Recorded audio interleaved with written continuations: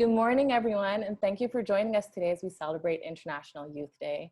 My name is Aminata, Wurie, and I'm the Global Partnerships Officer here at CanWaCH, joining you from sunny Montreal, which is located on the unceded Indigenous lands and waters of the Mohawk and Anishinaabe Algonquin peoples.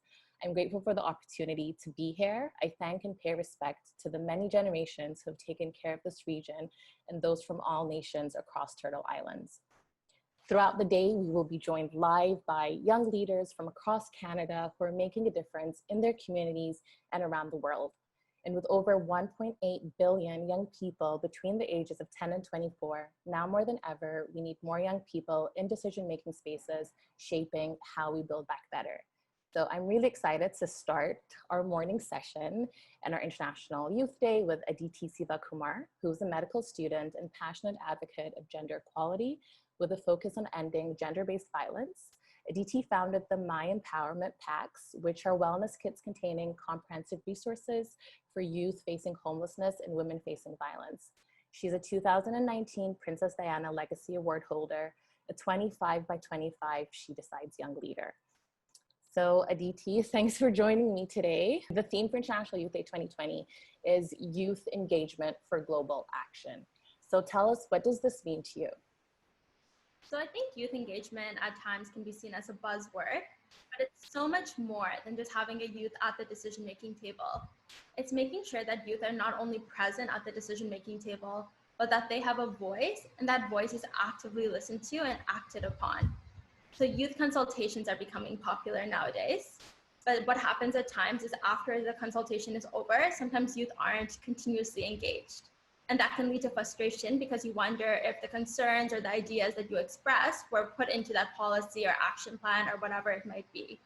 So for me, when we talk about youth engagement for global action, it's engaging youth at every step of the process, from the planning to the implementation stage to the follow-up stage, and making sure that the youth are equal partners and that they're made to feel like they belong. Thanks. I definitely have been part of some youth consultations, and after there's not a follow-up. So it's really how our young people implemented, like you said, from the onset till the end. And even with the feedback mechanisms, how do we engage young people in ensuring that phase 2 goes successfully? So I know you're very active and engaged within your community here, like in Ottawa, but how did you learn about the She Decides movement, which is more global, and connect the work that you do here at home in Canada with a global focus and a global space? Yeah, absolutely. So the She Decides movement is a global movement which advocates for women's rights. And their main goal is to promote and protect every woman and girl's right to decide about her body, her life, and her future. So last November, they had a call for applications for She Decides champions, as well as She Decides 25x25 young leaders. So the She Decides 25x25 young leaders are 25 leaders from 25 different countries, all born in 1995. Which is when the Beijing Platform for Action was first incepted. And the 25 young leaders are so diverse in terms of what they advocate for. So my focus is gender-based violence, but some of the young leaders focus on increasing access to contraceptives or LGBTQ+ rights or access to safe abortions. And we're also very diverse in terms of our occupations. Some of us are students, some of us are midwives, some of us are social media influencers. And our main goal is to bring the voices of underserved populations to these global forums. So one way we do this is through open mics, in which we have different consultations with youth or with other underserved populations, which fall under our bracket of expertise. And we hear from them about what their calls to action are, what do they want global leaders to act upon. And we bring these different calls for actions to global forums. For example, we're going to the Generation Equality Forum in Paris in 2021. So we'll be bringing our call to action for what this new normal should look like. And I think She Decides for me personally was such a good bridge in terms of moving away from a local and a national space and being able to bridge my advocacy work to that global space because of all the support that was given to us during the process. That's amazing. And I think this year, I know we've had COVID, but it's a big year. Like you mentioned, it's the Beijing +25 anniversary. It's also the Decade of Action, and we have Generation Equality that has now moved to 2021. So there's a lot going on. And I think finding ways to engage young people from across the globe can really make a difference, like you said, as we build back better. So how has it been for you amidst this global pandemic, being a young leader, and what do you think is needed for a just and equitable global recovery from COVID-19? And how has your work shifted as well? I'm sure a lot of digital engagements, like we're here on Zoom and Facebook instead of in person. How has this transition and shift been for you? Yeah, absolutely. Big question. So I guess how it's been for me as a SheDecides young leader, it's been great. So initially we wanted to go to Amsterdam in March and have a global convening where the 25 young leaders would meet one another, meet the support unit, and really try to understand what our position was within this global movement. But as with many international travels that had to be canceled because of COVID-19. But the SheDecides support unit has been great in terms of providing us other opportunities to engage. So we've been using Zoom in order to meet the other SheDecides 25 young leaders. We're also divided by region, so we have different regional calls.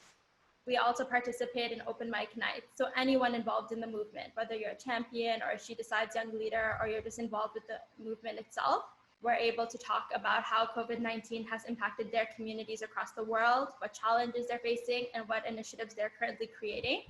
And we were also given opportunities to be part of Global Girls Training Program, which was how to become an advocate. We have mental health sessions, we have master classes. So in terms of being a SheDecides young leader, it's still been phenomenal during the pandemic, just because of the support we've been given. In terms of me personally, how has my work shifted during the pandemic? So prior to COVID-19, most of my work was on the ground, where I used to go into shelters, I used to create programs or create these wellness kits. But because of social and physical distancing guidelines, those activities had to stop. So I needed to come up with creative ideas of how do you continuously advocate and aid underserved populations, like women and girls facing violence, but also abide by the COVID-19 restrictions. So during the pandemic, I created 3 initiatives. The first one is Survive and Soar. So essentially I took resource booklets that I made earlier and I put them online on a website where women facing violence and youth facing homelessness within the Ottawa region would be able to log on and find information about different services that were local. So these services include pregnancy supports, medical supports, housing supports that they can access. And there's also a specific section just for COVID-19. So what are the services available during COVID-19 that they could access within the Ottawa region? I also created the My Empowerment platform, which is launching in 2 weeks. It's a web application for women and girls facing violence, but across Canada. So it has 3 different components to it. So the first bit is educational component. So what is gender-based violence? Why does it occur? Who's most impacted? The second looks at resources like safety planning resources and medical resources. And the third really looks at COVID-19. So it highlights different text-only crisis lines because not everyone is able to make a call, especially if you are at home. And it also highlights different Canadian campaigns, such as the Signal for Help campaign by the Canadian Women's Foundation. And the last initiative I created was Everyday Essential Express, also known as EE Delivery, which is a contactless delivery service for different domestic violence shelters within the Ottawa region using Instacart. So in terms of what I think needs to happen for a just and equitable global recovery, I think there's many ways we can go about a national recovery plan, but I would like to see 3 things incorporated. The first, I would like to see youth engagement be a key component of this national recovery plan. And I would want to see youth engage at the local, national, and international level because youth have been impacted by COVID-19. For some, their education has been disrupted. For others, they might be facing unemployment currently. Their mental health may have been disrupted, and they need to be involved within this action plan so we are able to address those issues. But also, like you said, there's 1.8 billion young people between the ages of 10 to 24. So if youth aren't consulted and they're not engaged, any action plan that we create is not going to be sustainable, and it's not going to be adaptable for such a wide demographic. The second I would like to see is women to be at the front and center of this action plan. So COVID-19 has really laid bare the inequalities that occur within our world, and gender inequalities is one of them. So women have been disproportionately impacted by COVID-19. We're seeing an increase in gender-based violence. There's a lack of access to contraceptive and abortion practices. Women are overrepresented as frontline care workers and carers at home. So they've been, again, disproportionately impacted by COVID-19. So I would like to see women be at the front and center of this national action plan, to be consulted, to make sure that their ideas are taken into consideration whenever any type of plan is implemented. And lastly, I think this national action plan needs to be diverse. We need to make sure whether we're talking about on a local, national, or international level, if everyone around this decision-making table is the same age, the same race, the same sexual orientation, or the same gender, that action plan is not going to be holistic and it's not going to be adaptable to the wider population as a whole. So we need to make sure that diversity is a key component interacted in any type of action plan created.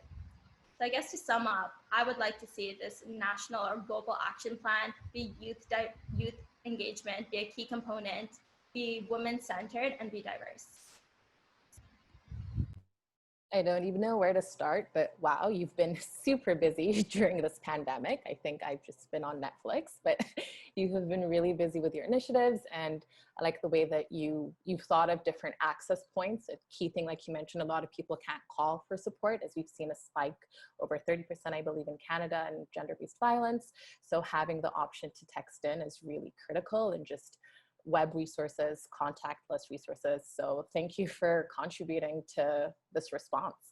And a lot that you've been doing, and like you said, as part of SheDecides 25x25, there's a mental health component. So as a young leader, as a young advocate, the work that we do sometimes is often thankless, for free, time consuming, and emotionally taxing. So how have you been coping, and what do you do in general for self-care or to just unwind, because it's a lot? Yeah, absolutely. So I think self-care is something that I'm still working on, and I try to shift up my self-care plan every now and again. So something I've been doing recently is, I think at one point in time, we've all received a text message or a WhatsApp message or an email where someone has given you some kind of support, or it's just been a really nice letter. So sometimes whenever I'm feeling like unmotivated or a little bit down, sometimes I just read one of those letters. And to know that even if one person out there really believes in me, then I should be able to believe in myself.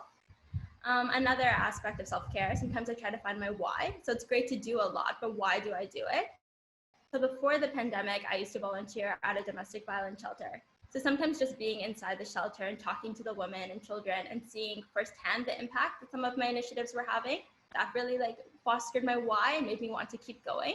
And even during the pandemic, just seeing the impact that some of the initiatives have had has really kept me going during this unprecedented time. But I think there's so many avenues to self-care. For example, one of my friends was saying that sometimes he just goes into his room and he talks to himself in front of the mirror, and whatever you're feeling or frustrations or problems, you can just talk it out with yourself. And sometimes that alone can just help so much. I know journaling is a big one as well. I've tried it myself, or sometimes you just write down your ideas or you reflect. But I think it's really important to put yourself front and center. It's very similar to the analogy, you can't put an oxygen mask on someone else unless you put one on yourself. So to make sure that you're physically well, you're mentally well, you're emotionally well, and once these components are taken care of, then you're at a much better place to be able to advocate for another person. That's definitely true. And like you said, you can't put an oxygen mask on someone else before you put it on you. And just, with all the work that you've done so far, do you work with a team, or have you done most of these initiatives by yourself? Like, who helps you co-create these initiatives? Yeah, absolutely. So I work in a team. So it's different teams for different initiatives. For example, I'm part of the Commonwealth Youth Council, Caribbean and Americas Committee. So that really helped me with the EEE delivery, the contactless delivery service. When I was creating the web application, I reached out to some of the support team of SheDecides, and we went through a Zoom call where we actually looked at this web application and I got some insights. So I've never done an initiative completely on my own. It's always with the support of individuals, whether it's local or national or international. But I think that's the best part of COVID-19 in a sense. It's been really easy to engage with others through these different platforms like Zoom or like Skype. So if I'm ever feeling stuck or ever not sure what to do next, I know I have these support systems that I can reach out to. And using platforms like this, it can really help foster those initiatives and bring them into action. That's amazing. And I know for some young people, they're always stuck on, how do I get started? How do I just take my idea? How do I work with people? So what advice would you have for people who are passionate about something that they do? So like, you're very passionate about gender equality, and so you started volunteering at shelters. So what advice would you give to a young person who knows what they want to do, but just aren't sure exactly how to start, where to start, or if they can even do it? Yeah, absolutely. I think my answer to this question is always the same, but I always say just go for it. I think most of the time it's our own insecurities and our own self-doubts which kind of hold us back. And I think we all are capable of possessing these great ideas of how do I change my community, or how do I change my country, or how do I work on an international scale. So if you have an idea, you can potentially partner with an organization who has similar views to you. Or if you want to create your own initiative. In Canada, there are different organizations such as Taking IT Global. They do grants for $250, $750, and $1,500 that youth can apply for. The Duke of Edinburgh International Award Canada also has grants that you can apply for. If you're part of an organization, for example, as a SheDecides young leader, I have access to a Spark grant that I can use to make a change in my community. So there's different organizations like that. A big one globally right now is with One Young World, where you can apply for up to $10,000 in terms of funding. So there's a lot of support out there. So if you have an idea, I would say stick with it, find out the best support. Is it with an organization? Is it applying for a grant and doing it with your own group? But absolutely go for it. Don't let your own self-doubts ever hold you back. And for those of you listening so far, I hope you're taking notes, because these are great resources and points as to where to get started. And if funding is a barrier, Aditi, you've listed great places where funds are available for you to start initiatives. So take notes and look at these resources. And like you said, it's just the thing of getting started and getting over our own imposter syndrome. I know when I started with like my youth activism, it was, oh my goodness, I'm on a high level panel. How can I speak next to this first lady? And then once you're there, you're kind of like, okay, well, I'm an expert in my field and I know what I'm saying. So it makes sense that I'm on this panel as well. Did you feel like you had to overcome a bit of imposter syndrome when you first started? Or were you just like, I'm gonna go for it and I have the toolkits to make it work? No, absolutely. I think I definitely did have a sense of imposter syndrome, especially when you are going to high level dialogues, or you are talking to some individuals who are really high caliber, whether they're ministers or parliamentarians or senators. But I guess the best way that I approach it is that I might be well versed within gender-based violence, but I by no means am an expert, and I'm always ready to learn. And I also think any individuals, no matter how high you are in terms of your career, no one is a full-on expert that knows everything. So parliamentarians, senators, high-level officials, they want to learn from you as much as you want to learn from them. So kind of going into it with an open mind and being able to converse with them and share what you know, ask what you don't, and really have like an open dialogue. I usually find that's the best way to even out the playing field and also kind of get rid of that imposter syndrome, because now we're having more of a conversation between us. And who knows, that can lead to a friendship, a mentorship, and if nothing else, at least it was a learning opportunity. That is very true. I think life is just a whole learning opportunity. So I do have more questions for you, but we do have a question that came in, which is, as a student, how did you get involved on campus? Do you have any current tips for undergraduate students for how to make a difference outside of the classroom? Yeah, absolutely. So I did most of my activism work within my undergrad, but also when I finished my undergrad. But during a university career, there's different opportunities within clubs that you can join, and sometimes those clubs will lead to other opportunities. There's usually like UNICEF club. I'm trying to think back to my undergrad work we had. We just have different like social action clubs, social justice clubs, if that's what you're interested in. Find one that matches your own values and your own interests and see if you can join those. But I would also say don't be afraid to look outside of your school as well, because a lot of the opportunities that really have given me that global push have not been related to my academics. For example, SheDecides is something that I applied to externally. So I think it's great to look within your undergrad, within your school, but if you're not finding what you are potentially passionate about, look externally as well. And always try to go with organizations which you feel respect you and you respect them, so it's a good match. So there's both give and take. That's great advice. And what about for young people who also want to get engaged or involved with community activities, or want to know where to start volunteering, let's say at a community shelter? Are there resources that you can share, and like how would they know who needs support, and how can they sign up, and when is the best time to volunteer or engage in other external activities within the community? Yeah, absolutely. So I started volunteering at a domestic violence shelter through a community center. So I kind of went in and I saw what types of positions were currently open, and that one really intrigued me. So that's where I started. But there's different types of sites. For example, if you live in Ottawa, Volunteer Ottawa is probably a good central hub. You can sometimes find different volunteer opportunities. I know even on the CanWaCH site, at times there are different volunteer opportunities that are posted. So I would look for different nonprofit organizations or community centers or just central hubs like Volunteer Ottawa.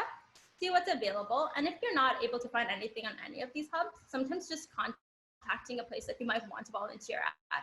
So if there was perhaps a shelter that you wanted to volunteer at, there's usually an email. Maybe you can write in and see if they need volunteers, especially during the pandemic. I think many people are eager to receive that kind of help. So reaching out and seeing what's available, I think, is my best advice. Perfect. And as you mentioned, yes, the CanWaCH website, we have our youth page where it's like a one-stop shop for opportunities, jobs, internships, as well as networking opportunities that we used to have in person, but now online if you want to meet other young people and learn what's going on. So please do check out that website. Trying to think, okay, we have another question coming in. So do you have any advice for networking at receptions and events? Because I do know that you were invited to the UK, right, to speak there. So what tips would you have for young people who are traveling or going to a local event? How would they network and sort of mingle with other youth or high-level people within these spaces? And online right now because of COVID. Absolutely. I think my best advice for networking would be to have fun. I think sometimes we go in there and we have the speech put in our head, or we're told to have like an elevator speech put in. But at a networking event, people are there because they want to get to know you. And you were invited to that event for a reason, or you're attending that event because it's something you're interested in. So go in there with an open mind. I wouldn't be shy to talk to anyone because everyone there is also trying to network. That's why it's a networking event. So go up to whoever you feel comfortable with.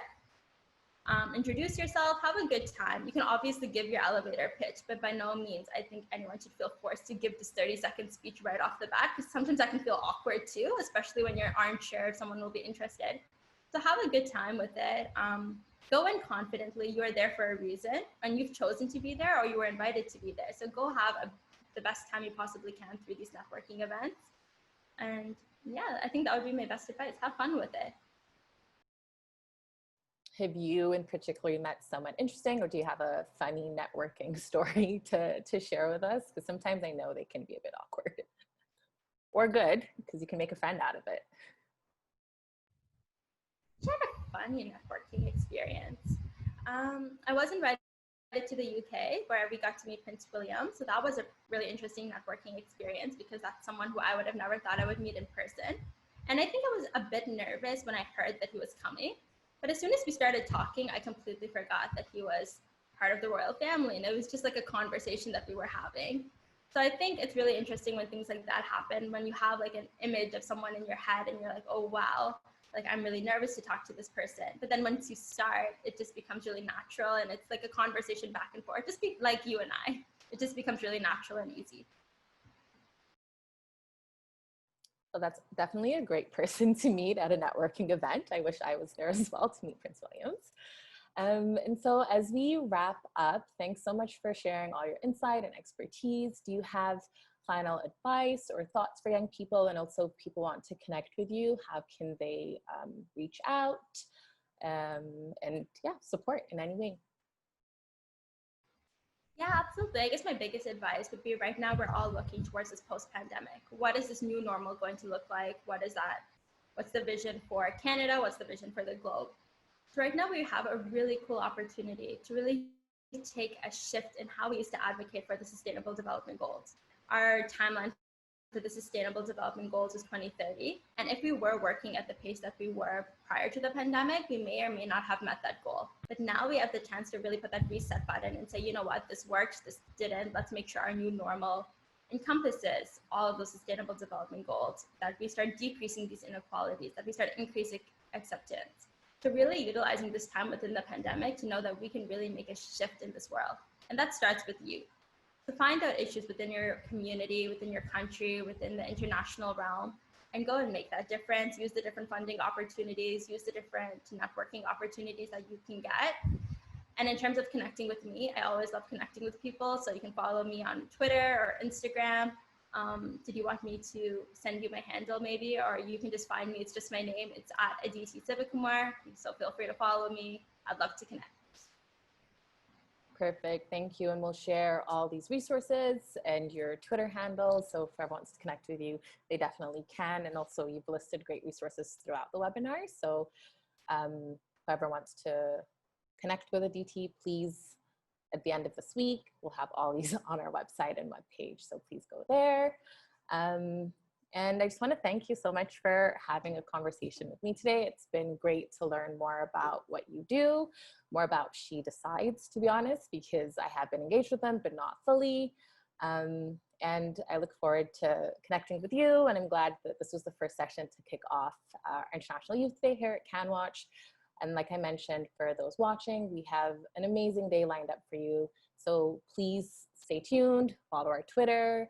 And our next session would be Ask an Expert, starting your career in international development. And so Aditi has given you a teaser of what it's like to work in international spaces and engage with key international stakeholders, and also connect your work here in Canada with a global space. So please stay tuned.